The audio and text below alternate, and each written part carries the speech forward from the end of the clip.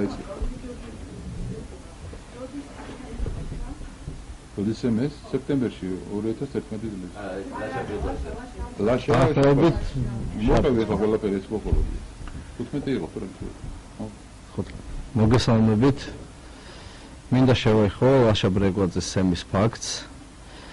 და თქვა რომ ერთია კონკრეტულმა ადამიანებმა არ უნდა აიღონ სახელმწიფოს ფუნქცია თავიანთ თავზე და არ უნდა გაასამართლონ თუნდაც დამნაშავეები, მაგრამ აქვე მინდა მივმართონ მთავარ პროკურატურას და საგამოძიებო უწყებებს დაიწყონ დროულად იმ დანაშაულებების გამოძიება და იმ ჯალათების დასჯა, რომლებიც 9 წლის მანძილზე ხალხს აწამებდნენ და ამაში არიან ეჭვმიტანილები.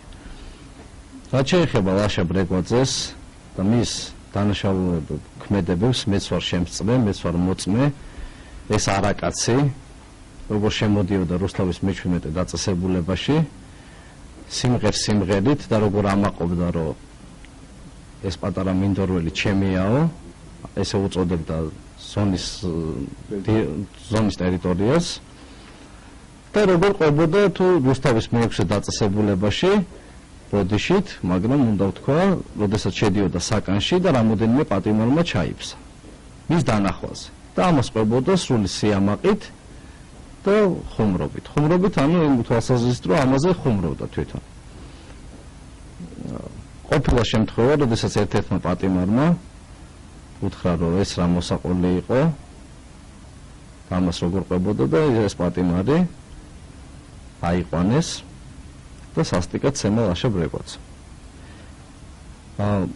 ასევე მინდა გითხრათ, რომ 2006 წელს შაკო ვაკიმიანი და მისი მეგობრები რუსთავის მე-6 დაწესებულებაში ლაშაბრეგოძე და ბაჩო ახალაიან წამებით შეყარეს კარცერში და იმის შემდეგ, რომ ეს ადამიანები ნახა წითელმა ჯვარმა, საქმე იყო გაგზავნილი და დღესაც მიმდინარეობს სტრასბურგის სასამართლოში, მაგრამ საქართველოში ამაზე რეაგირება არ მომხდარა. არჩევნების შემდეგ, შარშანდელი არჩევნების შემდეგ და მთავრობის შეცვლის შემდეგ, რა თქმა უნდა, ყველა მოქალაქეს გაუჩნდა იმედი, რომ აღდგებოდა სამართლიანობა და ის ადამიანები, რომლებიც ჩვენ გვაწამებდნენ, ჩვენ წამებაში იღებდნენ მონაწილეობას, ჩვენ ქუჩაში ვერ შეხვდებოდნენ. მაგრამ ეს პროცესი რატომღაც ჩენელდა და როგორც არასამთავრობო ორგანიზაციის წარმომადგენელმა, რიგითმა მოქალაქემ მინდა მივმართო მთავარ პროკურატურას დროზე დაიწყო საქმის განხილვა და დასაჯოს ლაშაბრეგოძე და მის თავისნაირი ჯალათები, რომლებიც არიან გიჟები და მანიაკალური სწრაფებით პატიმრების წამებაში ღებულობდნენ სიამოვნებას. ერთი კითხვით ამას რამდენი წელი არის? ეხლა რამდენი წელი? 22.